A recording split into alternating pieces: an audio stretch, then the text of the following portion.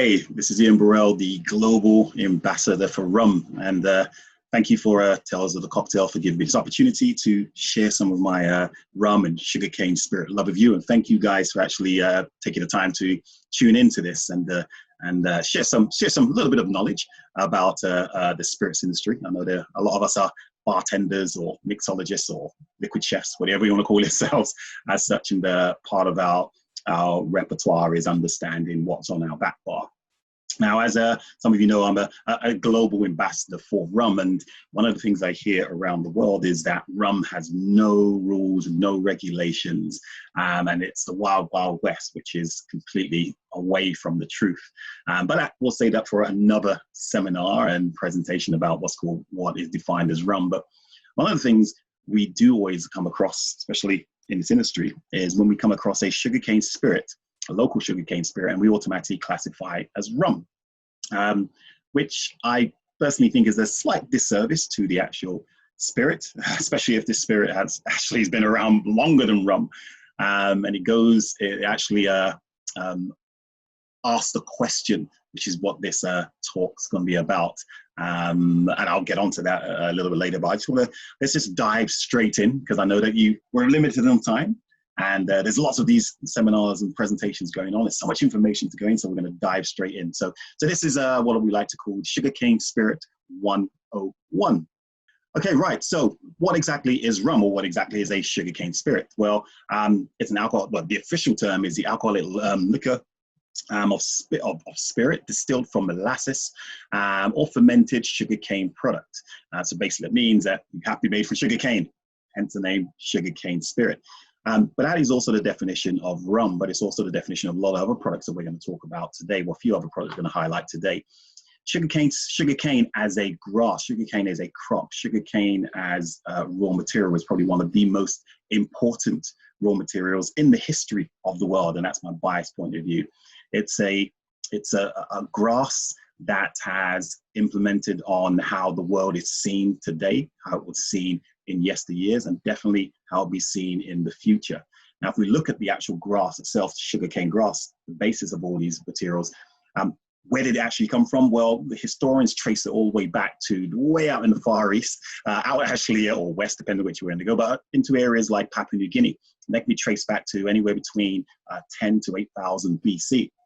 Now, the great thing about the historians, when they're doing their research and find out about this, they always use DNA, and they've traced back certain types of fruits and plants, even bugs that used to feed on sugarcane. They've traced those DNAs back to this particular area around 10,000 BC. So we can actually say that sugarcane was first cultivated inside Oceania around those times. But if we look at the map of how sugarcane has gone from the east to the west, because it's been such an important crop, it's been involved with the whole spiritual culture, it's been involved in religion, it's been involved with food and drink.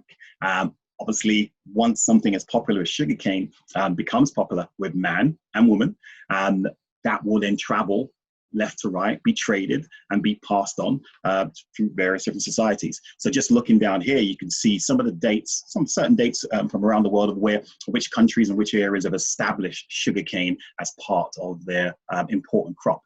750 AD in Spain. You have Madeira off the coast of Africa, which is part of the Portuguese colony.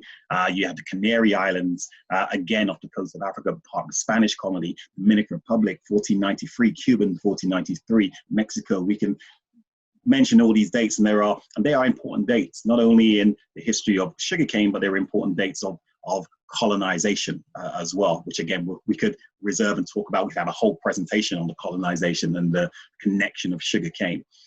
So these are important dates just to show that many areas around the world were making or using or growing sugarcane and making products from sugarcane way before 1630, when little old Barbados actually coined the phrase rum bullion, alias Kill Devil, or was it Kill Devil alias Rum Bullion? Yes, it was that way around.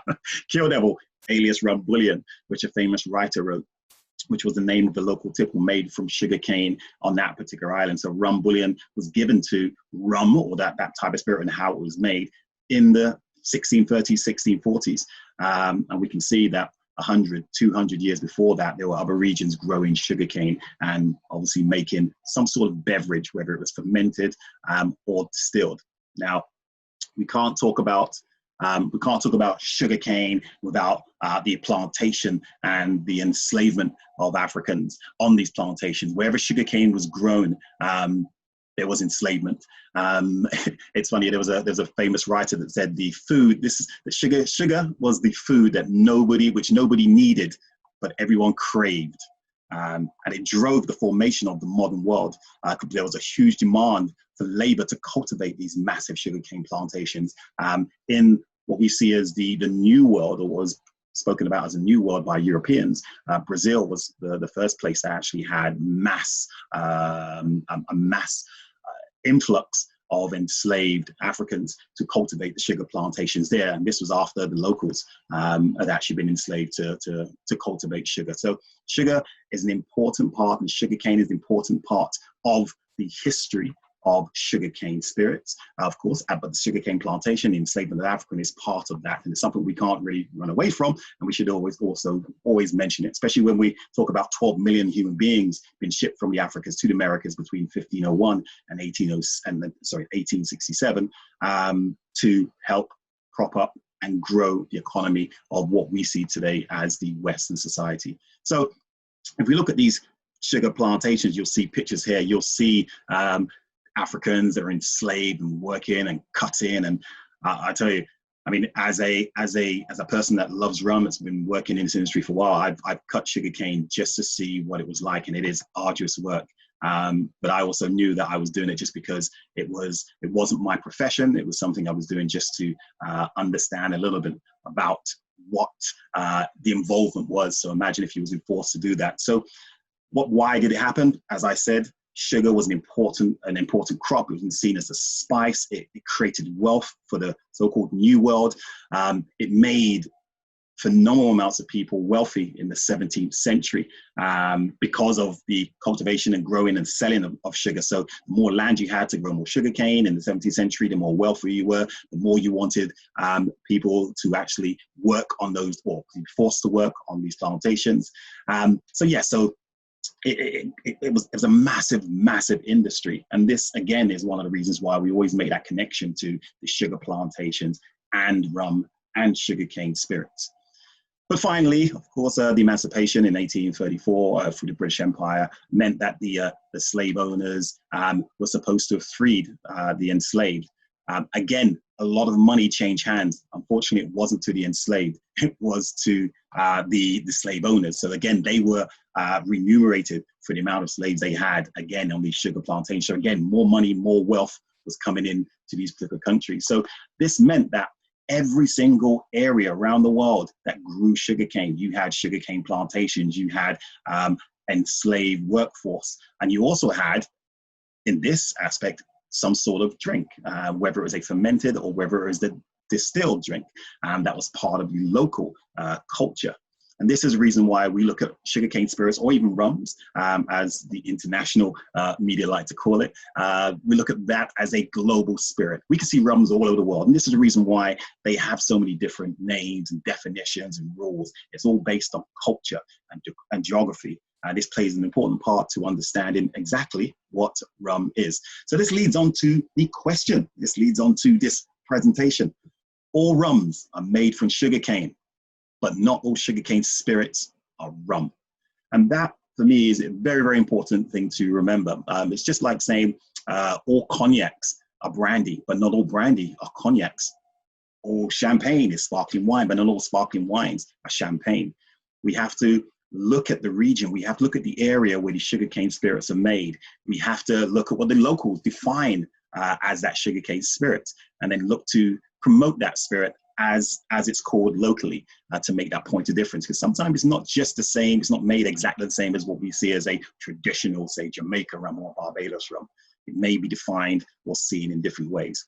But just in case, as this is a 101 session, in case you don't know how rum is made, I'm just going to show you how I make rum at home. This is my sugarcane growing in North London. I'm the only place in North London that has sugarcane growing, because sugarcane needs lots of sun, it needs a bit of rain, it needs know some of you don't believe me, but it's true. This is my picture of me in my garden cutting sugarcane with that 14 feet high, beautiful grass that I'm gonna squeeze in my little cane crushing machine again in my garden in North London. So I'll squeeze that, the juice will come out. The leftovers of what we call bagasse, we can use that. I can use that and maybe burn, use it for fuel. I can even maybe power up my stills. As such, if I had any livestock, I'd probably feed my livestock with the leftovers of that sugarcane or the bagasse, as we like to call it. But that fresh cane juice that comes out of that sugarcane is the raw material for a lot of sugarcane spirits. And one of the reasons for that is because you have the sugarcane growing. It normally grows anywhere between 12 and 18 months every year. So you have an endless supply of that raw material for your particular juice or your particular cane spirit, or what we like to call cane spirit. So anywhere that grows sugarcane will have a local or an international type of spirit that they'll either call rum or they'll call it by its local name. And that's because there's an abundance of sugarcane growing and it grows annually. But some countries, what they like to do is get that sugarcane and they heat it up, kill some of the bacteria inside, they reduce it and turn it into a syrup. And then they make their spirit from that syrup. You'll see a lot of that in places like Guatemala, in places like Venezuela, where they'll heat their sugarcane juice and create a syrup and use that as the raw material for their local spirit, whether it's rum or whether it's, or what the Spanish like to say in aguardiente, firewater, Aguardiente de Cana, firewater from sugarcane. But most rum and some other sugarcane spirits that are out there are made from molasses, which is the byproduct of making sugar. Now, historically, a lot of people were told that the only reason why rum was made because this molasses was thrown away and it was wasted.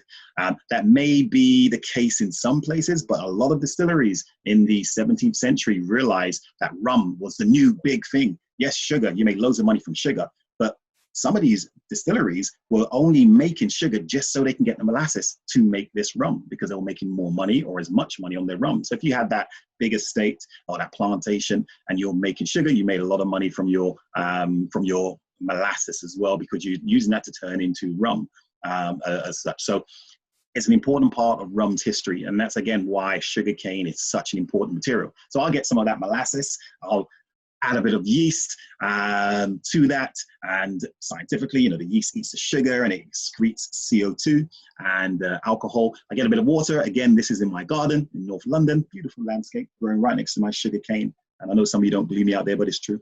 You add some water to that sugar or the molasses, add to the yeast, that all reacts together. And what we have is a simple chemical equation of the sugars plus the yeast equals alcohol and CO2. As you can see here, you can see this open here fermentation tank bubbling away. That's the carbon dioxide bubbling away as that yeast is excreting all of that muscular sugar and actually turning the liquid into alcohol. And it can go anywhere from 6 to 10% ABV in the course of 2 days, 3 days, 4 days, depending on what type of spirit you're making. It might even take 2 weeks.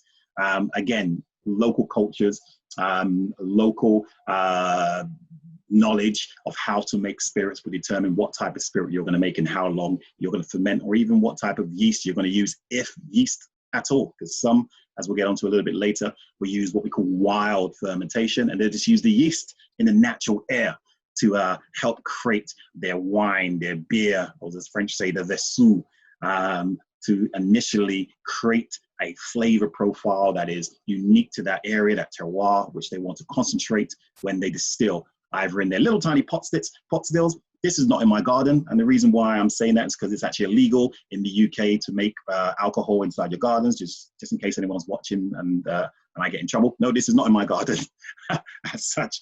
But yes, this would be like a similar type of old still they might find in, say, Jamaica, where you're distilling your cane juice or your molasses juice or your wines or your beers to turn into your beautiful tasting local grog, local spirit as such. Some might even use column stills today, especially post the 1820s after the Industrial Revolution. But all of these sugarcane spirits, pre-rum and post-rum, would have been made in pot stills, in batches, before the column still comes out. Now, if you're doing an aged version, you want to stick it inside a nice wooden barrel, let it get some flavor, sit down and wait.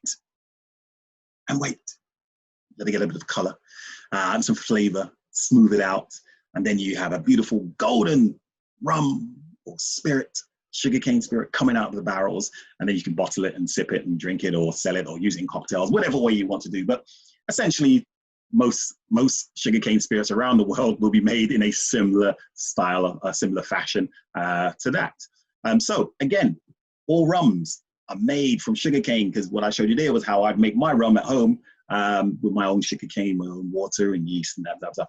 But not all sugarcane spirits are rum. Now, why do we say that? Because, as I said, there are certain styles of spirits out there that are regional, they are local, they are connected with the culture of the area that particular makes that. And some of these are making these for like 300-400 years as such. So what I want to do is introduce you to a couple of these, a few of these that you might be able to try and taste. Hopefully you have some of these bottles at home with you now and tasting those, or even use them in cocktails. But it's really good to understand some of these different sugarcane spirits around the world that locally are seen as different to rum. So we're going to start off with one that I came across quite a few years ago when I was discovering the whole cocktail culture and reading some of the old Jerry Thomas cocktail books of yesteryear, and that's Batavia arrack. Now, arrack is seen as a version of alcohol way out in the Far East, but Batavia arrack was unique to Indonesia, or in fact, actually Java in Indonesia, because Indonesia has many, many islands. There's one particular island called Java, which was seen as probably the biggest spirit producing area in the Dutch colonies. When the Dutch was colonizing the Indies way out in the 16th century. So Batavia arrack as a distillate is based on sugarcane molasses and produced exclusively on the island of Java. And when we taste that, there is something inside Batavia arrack that actually makes you say, oh, it's got a different taste from, say, other styles of rums. And I say other styles of rums because a lot of the Batavia arrack companies, because of the international lack of understanding of sugarcane spirits and local spirits, and the fact that rum is a fast-growing category, they will call themselves Indonesian rum. Just to basically make it easier for consumers to understand what they have in their glass. But when you taste Batavia arrack, it does have a different profile from what we see as other island sugarcane spirits, other island rums. And one of the reasons is how it's actually made. So I'll get into that, but if we're talking about the history of Batavia arrack, Batavia comes from the Dutch colonial name for Indonesia's capital, which is Jakarta, if you've ever been there. It's, as I said, it's an amazing place to go. If we look at the map of where Indonesia is, it's surrounded by other sugarcane producing countries that we seem to forget about if we are focused just on the Caribbean, like Thailand, Vietnam, Cambodia, Malaysia, even Australia is there. And of course, Papua New Guinea, which is where sugarcane, they say, originally came from. So this is like the cradle of where sugarcane products, whether it's a fermented drink or distilled drink, would have actually come from around this particular place, around this particular area. So Batavia arrack is an important part of sugarcane spirits history. Here we see some factory, the Aparak factory from 1948, just to show that they were making commercial Batavia arrack, commercial Batavia arrack in a large scale, even not as large as what they were doing back in the 18th century. Actually, by the 18th century, the trade in arrack was exclusively by the Dutch. If you wanted to get arrack, you wanted to try arrack around Europe, this new sugarcane premium spirit is sold at a premium, made at a premium. That would come in from Indonesia via the Dutch West Indies companies, so the Dutch East Indies company, that would arrived in Rotterdam or Amsterdam, the two big ports. And that would have been used either with water, or more importantly, it'd be used in the classic punch. And when we talk about the classic punch, we're talking about the 5 ingredients to drink, the refreshing drink that was named after the number 5 in Hindi, where you have 1 part sour, which would have been your lemon, 2 parts sweet, which would have been your sugar, 3 parts strong would have been arrack or Batavia arrack, your weak would have been water, and then your spices or tea would have been added to that. So 5 ingredients, which meant punch, and arrack, Batavia arrack was an important part of promoting that, which made the punch drink very famous, especially in the late 1700s and 19th century. And of course, the Swedish punch was one of those drinks that really excelled. So when we talk about Batavia arrack, it is indigenous to Indonesia, especially Java. It is made from sugarcane or molasses fermented with red rice. A couple of the Batavia arrack companies I know, their recipe is 98% molasses and 2% rice. They use the rice like the yeast to help with that fermentation, but they also use it to add some flavor into their product. They'll use pot stills to distill that to get that vegetal funky note as such. And if you have any in front of you, it'd be nice to actually hear your description, because I get a lot of people talk about arrack or Batavia arrack being quite earthy and funky, almost mezcal-y like, and I suppose they're talking about the earthiness and that slight smokiness that you get from that particular agave spirit. So yes, Batavia arrack is definitely one of those sugarcane spirits that is not rum. Sold locally, but internationally, it is got so much ties for between the Far East and the Dutch, and some say it may even influence the next spirit that is not rum, cachaça. Now, some people say, "Oh, what cachaça is rum? It's Brazilian rum." Yes, for many years, it's been sold, it's still sold as Brazilian rum. Why? As I said before, marketing. It just makes it so much easier for people to identify a sugarcane spirit with the word rum, because they have a mental idea of what rum is. Unfortunately, for cachaça, it means it doesn't have its own identity internationally yet, because there's a lot of cachaça made, There are many, many brands that are looking to come out of that country and approach countries like the Americas and Europe to be sold and respected in its own spirits category. So why do people call it rum, Brazilian rum? Well, we know we call it Brazilian rum because it's made from fresh sugarcane juice, not from molasses. That's the main difference between cachaça and some rums out there, because there are a lot of rums, as we know, that are made from fresh sugarcane juice. We can take rums, say, from the French colonies, from Martinique or Guadeloupe, rums that are called rum agricole, that are made from fresh sugarcane juice. So this is not exclusive just to cachaça, but cachaça can only be made from fresh sugarcane juice, where you can make rum from molasses and you can make rum from cane juice in other countries.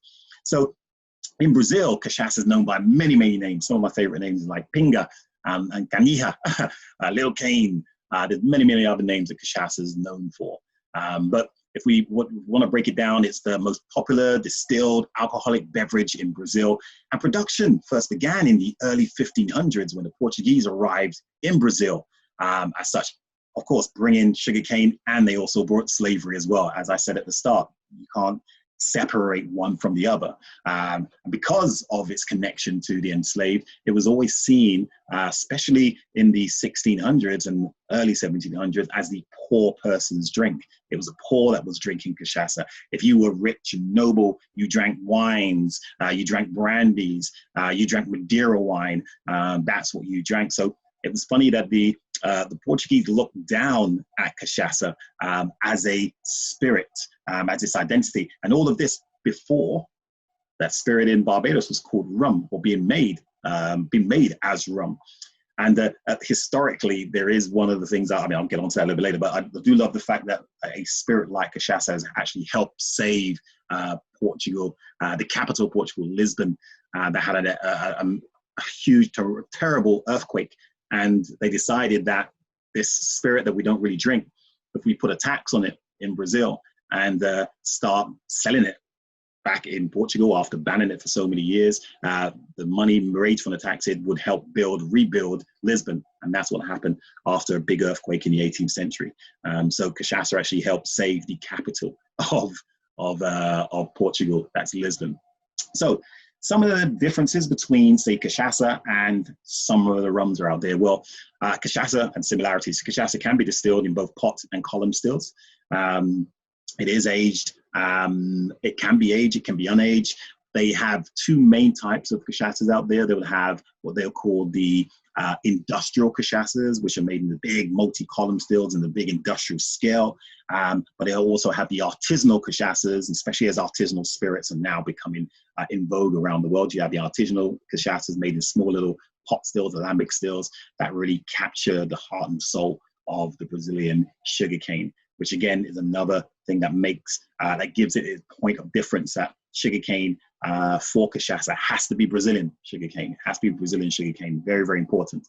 So you can't make cachaça in, say, another cane producing country, because it has to be made in Brazil with fresh sugarcane juice. One of the things you're allowed to do with cachaça is you're allowed to sweeten it up. Actually, you're allowed to add 6 grams of sugar per liter to a bottle of cachaça without actually mentioning it on the label. So you can use that to, what they like to say, round off the flavor. Anything over 6 grams, actually 6 to 30 grams per liter, would be called sweetening cachaça or sweet cachaça or sweet pinga. And you'd have to disclose that on your label. But one of the most fascinating things for me about cachaça as a spirit, as a sugarcane spirit, is the types of wood that they use to age their cachaças. And there are dozens and dozens of woods, different types of woods you're allowed to use to age cachaça. Again, this is unfortunate because some of these woods are not legally accepted in, say, the US or even Europe for rums, because you have to use certain types of oaks, and some of these aren't officially oak, but they add an incredible amount of flavor to different types of cachaça. Some will add more color, some will add less amounts of color, but they're all adding their own little different, unique flavor profile to that sugarcane spirit aging. So some of the favorites I like is there's a list here you can see, but some of the ones I like is the Jatiba Branco, the Jiquiba Rosa, but my favorite is the Amborana. Amborana gives that like little fruity, spicy cinnamon style of a flavor profile that just, and actually turns the cachaça into a really beautiful browny red color. It's absolutely brilliant. And of course the Brazilian nut tree, again, that wood is used to age cachaça. So there's so many different styles of woods out there, and it gives cachaça that point of difference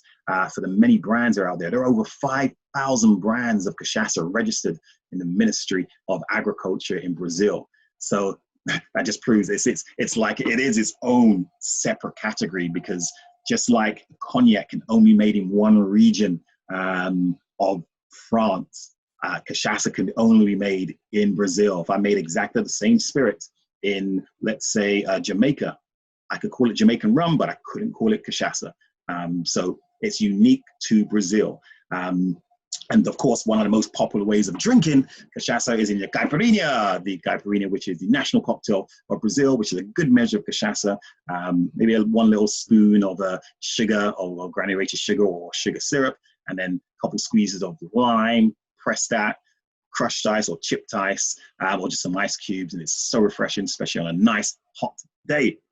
Yes, man, that's what we do. That's what I like to do in Brazil. Cachaça, the spirit of Brazil.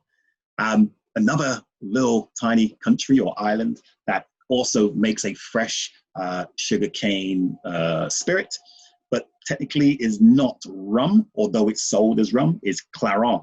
I hope I said that right, because anyone from France is watching this would probably be like me scratching the blackboard to them. Clarin, or Clarin, as we like to call it, Clarin or Clarin, is a distilled alcoholic spirit made from fresh sugarcane juice in Haiti.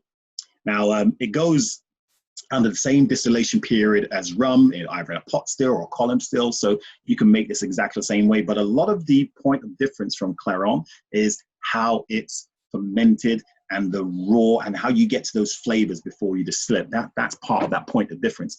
And coupled with the fact it has to be made in Haiti. Again, another product that is geographically indicated and understood when you're making this particular product. And I'm wholeheartedly behind that, because I think various different sugarcane spirits and various different rums have to take ownership of their area of where they're made. And that's going to be the point of difference when they're sitting on the shelf against each other. So we're not seeing people comparing white rums from Puerto Rico with white rums from Jamaica. And we're not seeing rums, say, from Barbados being taken to Europe and adulterated and still being called Barbados rums when they should be Barbados rums made in Barbados. So the local region, the geographical indication is an important part of the identity of these particular products. So when you go to Haiti and you see, or you go to one of the 500 plus distilleries on the island. Now that's compared to the Caribbean that has about 50 in total. The rest of the Caribbean has 50 in total. In Haiti, you have a lot of little tiny mama and papa distilleries. Some little towns or villages will have their own distillery there to make products locally, but they are official distilleries making the local moonshine, someone might say. Some would just say, no, it's part of the heart and soul of the product. But Clarin is definitely the spirit of Haiti. Now, again, what makes it different, as I said, it is made very, very similar to a lot of the other agricultural rums out there. And when you're out there, I've been there to see them cutting the sugar canes, working in the field proudly, doing their job, that everything's transferred from one place to another place on the donkeys or the burros. Again, traditional, everything's done traditional, everything's cut by hand as well, tied onto the donkeys. And then when they ferment their product, the fermentation, they won't use any added yeast, they'll use natural yeast. So the sugarcane juice will be just left inside these vats, these wooden vats. And maybe there might be some local grass and vegetation that might be added, like you can see here in this picture, but all of that is adding to the terroir. It's adding to the flavor profile, the unique profile of this spirit as it's distilled, as it's fermenting. And that's the beautiful thing about it. When you're there and you smell it, you smell that funky, grassy aromas, almost vinaigrette, but a sweet vinaigrette as such. So no yeast is added and no water is added as well. Yes, someone might say, oh, are there any bugs flying inside it? Yeah, but it will add to the flavor and uniqueness of each Clarin. So each distillery will have their own batches, their own techniques, and their own flavor profile to create their particular product. So this is an important part of the local economy, because as well as making this is sold in markets again to locals, which then drives economy. It means then you have some money to maybe work with your family to plant and grow more sugarcane, which then will be turned back into the rum. And then you have companies that have come from Europe that have looked at this and have said, I love what you do, would love to work with you, not take advantage of you, but want to work with you to get the world seeing what you do and tasting what you do, which is why we're seeing Clarin. I hope you have a bottle in front of you and tasting that and nosing that, which is why we're having that Clarin one in front of us now in bars, not only in the US, but over in UK. I've seen it in Germany, Italy, Spain. A lot of bartenders are discovering a spirit that again was being named in the early 17th century, would have been named Clarin. So it is a local spirit that is very, very similar to rum, but still different because of the local and geographical and cultural connection to what you're drinking. So they're made in small batches, normally like a 1,000 liter flame boiler. Some will have what's called like a thick copper plate connected to that to help with the distillation. Open fire, direct fire as well, again, traditional. You see a lot of that in France. For certain products being made out there. So again, they still have some of that old tradition from their old colonizers to actually do the same thing. But when it comes to especially artisanal Clarin, batch distilled, you have batch distilled. You do have a couple commercial ones that are now using columns as well. But if you look at some of the artisanal, all done in batches. So if we were trying to pigeonhole Clarin, it would be like a subcategory of agricole rums because it's made from fresh sugarcane juice, but we wouldn't actually call it an agricole rum. Legally in Europe, you can't call it agricole rums because agricole can only be used actually two departments, the departments of France and departments of Portugal, Madeira being the main one. So yes, this would be very similar to an agricultural style of rum, but the taste, the aroma. Again, I've heard the word mezcal used to describe this particular product: smoky, grassy, herbaceous, lots of different types of fruit, natural fruit flavors. This is all organic because there's no chemicals or fertilizers or herbicides or fungicides used in Haiti. This is as natural a rum or cane spirit as you're going to get. Hand harvested, transported by cane. These are some of the rules that a lot of these distilleries are following now. They even say with fermentation, it should last at least 120 hours. So anything shorter than that would not be seen as Clarin. And you probably wouldn't get the flavor profile that you want from that natural fermentation, those natural yeast, and without the addition of water as such. In like 2 days, yeah, you need a longer fermentation to get some of those natural flavors. So that's one of the spirits that again, that is seen in Haiti as its own local spirit. We're seeing a lot of bartenders. We're seeing a lot of spirit cane lovers now making that point of difference and giving Clarin its own separate space on the menus and on the cocktail menus and on the bar. So again, an important part of our rum and sugarcane spirit historical culture. And the last one, I want you to say, because we could talk about so many different other local sugarcane spirits, but I wanted to highlight on four that we see in a lot of bars that'll be easy to get if you are tasting these at home, if you are playing around with some cocktails and make some cocktails. Just wanted to use these four to highlight, as I said, the regional interpretations of sugarcane spirits and what they're called. So we've gone from the Far East down to Brazil, then we've gone to the Caribbean, Haiti. Now we move over to Mexico. And Mexico is one of those countries I always have a smile on my face, being a rum ambassador, because of course Mexico is the land of tequila and mezcal. But what I always laugh at with the mezcal and tequila lovers and drinkers is that there's a lot of rum being drunk in Mexico. Some may even say even more rum is being drunk and made in Mexico than tequila. Because as you know, tequila and mezcal are only made in certain regions, small regions in Mexico, but rum can be made anywhere in Mexico as long as you're growing sugarcane. But there's one particular style of sugarcane spirit in Mexico that has its own denomination. It has its own name, and it can only be made or named if it's made in this particular area, and that's Charanda. Now, Charanda is a typical beverage associated with the central portion of the state in, if I can pronounce this right, because my Spanish is not great, Michoacán in Mexico. Hopefully, if I've got it wrong, please just let me know and say, Ian, we need to take you to Mexico to teach you how to speak Mexican properly. Yes, please, thank you. So if we look at this particular spirit, this sugarcane spirit, it has a rich history. Mexico as a country has a rich history of making rum or making sugarcane distillate. Now this dated back for when the Spanish colonized the area, and they brought the plant in the early 1500s. Now we all know of that Italian from Genoa who sailed for Portugal and Spain, that came over to a world that he didn't discover because there's already people living there. You can't discover a country if someone's already living there. But we all know that Columbus came over and with his crew brought over some sugarcane seedlings on his voyages. I think his second voyage in 1493.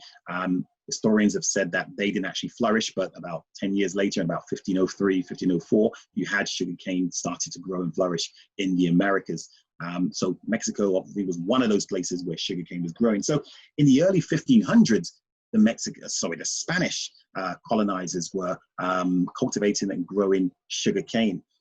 Was it called rum? Definitely not then, because as we know, rum got its name about 120, 130 years or 100 years later in the island of Barbados. But let's focus back on that little tiny area in the state of, trying to get right, Michoacán. I'll get it right one day. I'm known for getting names wrong, but it is a typical beverage of that particular state. And Charanda is actually named after the hill range of the hill range in the area called Cerro de Charanda, where the first distillery was built in that particular region. Now, Charanda is the term for the Purépecha language, which means the red-colored soil. So when you go there, if you look at the pictures here, you see that red color soil, and that's the Charanda. That's the area. where this sugarcane spirit can only be made. If you make it in another area, in another region, you cannot call it Charanda, which again is very similar to if you tried to make an agave spirit outside tequila, you couldn't call it tequila. So I love the fact that this particular area has established its geographical indication of what that sugarcane spirit is for that particular area there. So as you can see here with the pictures, just like in my garden, these guys here are crushing their sugarcane and getting that beautiful juice. All that leftovers at the bottom, bagasse, can be just thrown back on the land and used as fertilizer, or it can be used to for livestock, or it can be used to actually burn and fuel the actual stills. So once they've crushed that sugarcane, they heat it up, they make it from fresh sugarcane juice, or they can make it from molasses. It comes off the still colorless, like any other sugarcane spirit. It'll be double distilled, and then they age it in these old oak barrels or encino barrels. And when they age it, it gives it that little hue, because these are old barrels. They're not giving too much color, too much wood. It smooths it out, it rounds it off, and it gives it a slight bit of color. You're not going to get the deep, deep, dark colors you might get from, say, a Barbados rum, a Jamaican rum, a heavily aged Puerto Rico rum.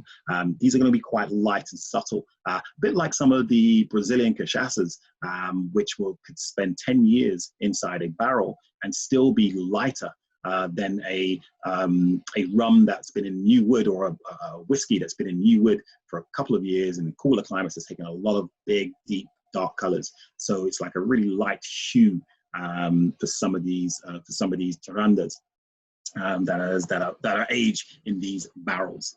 So again, it's a local spirit. Here you see some of these stills, open flame stills, used to distill this charanda, this local sugarcane spirit with these wood fires. These are some of the barrels that will be aged. Again, similar styles of barrels that may be used for American whiskey. You can get hold of those barrels. Some of these barrels will be used over and over again to create and be consistent for these flavor profiles. And this is an old way of making sugarcane distillates inside Mexico. So a lot of the companies now have gone away from making sugarcane spirits in this region, have gone very similar to normal rums. Such a lot of people are putting sugar canes in some tequilas, but that's again another story for another debate. As such, so this is quite a very niche sugarcane spirit. It's also one of the ones I'd love to see more of, especially in the Americas, on the bars, being compared with not only other sugarcane spirits like we've spoken about, like Cachaça, like Batavia arrack, like Clarin. I'd like to see it compared with some other light rums or lightly aged rums as well, so we can start picking up flavor profiles that we can attribute to this particular type of spirit. So again, just a little recap on the Charanda. It's really expressive of the terroir of where it's made, or where the sugar cane is made. It's made from molasses or cane juice, or a syrup. You can make it from a syrup. It can only be made in 16 of the 130 municipalities there. So again, it's very regional focused for the Charanda. And it is the only cane spirit in Mexico that's granted its denomination of origin, it's a protected denomination of origin. So it means that that once a sugar cane is of a certain quality, it has the characteristics, the actual liquid has that characteristics of that final sugar cane that's from that particular area of Charanda with the red soil. The extraction methods are done in a certain way, where you are squeezing it and then you're making your product, your Charanda, from molasses or cane syrup or syrup. Once it's done in that particular region, as I said, then you can be called Charanda. So it's good to see that it has its own DO, the domination, I was going to say the French version, but this is a Spanish protected denomination of origin. It's good to see that, because it means us as bartenders, we can now get quality spirits, cane spirits from that particular product, and put it side by side with some of the quality other cane spirits out there and quality other rums. And hopefully, if the category of products like Charanda start to grow, we can then really help with the local economy, because it means that this spirit can only come from that particular region, as opposed to cheaper imitations that have been made anywhere else and just taking advantage of that particular name or that particular area. So to summarize, as I said, All rums are made from sugarcane, but not all sugarcane spirits are rum. We've just seen, tried, hopefully you've tried and tasted 4 different types of sugarcane spirits that internationally are marketed or called rum. We, as a spirits industry, we should be looking and working with the local producers to reclaim their names and sell their local spirits under the name that they were given when they were first created. Because many of these names do predate rum. The name rum is circa 1650s. I know a lot of Brazilians that say to me, well, you know what, cachaça is not a style of rum. Maybe rum is a style of cachaça because it was created like 100 years before. But for marketing purpose, of course, a lot of companies find it easier to confuse the consumers, unfortunately, but tell the consumers that this is a style of rum from that particular country. But I think it's important for us to actually understand the names, original names of these particular products, because it's connected to local culture, and we don't want that local culture to die off. We don't just want to call something like Charanda Mexican rum because we won't then discover about the area, about the rules and regulations of making that particular spirit. Even something like the red soil where the sugarcane grows, that will help with creating that flavor profile for when they're making that distillate. So as brand ambassadors and spirit ambassadors, we need to, it's our job to preserve these names. And the reason why is because, as I say with rum, just like I say with other cane spirits, that these spirits are more than just a spirit. They're actually a way of life. And by us preserving and keeping these names, working on these spirits, controlling or supporting their geographical indication, their domination, their appellation as well. If we're talking about rum agricoles from Martinique and Guadeloupe, then if we're helping to preserve that, it helps preserve the identity of these small niche sugarcane spirits. So that's me. That's it. A quick little synopsis, a quick little sprint into the sugarcane spirit 101 world. Again, we could do this for hours with lots of other products out there. But times are the present. So anyway, my name is Ian Burrell. I'm the global ambassador for rum. I hope you enjoy this little session. And if you have any questions, please don't forget to get in touch with me, get in touch with Tales of the Cocktail. And yeah, rum love and sugarcane spirit love. Cheers.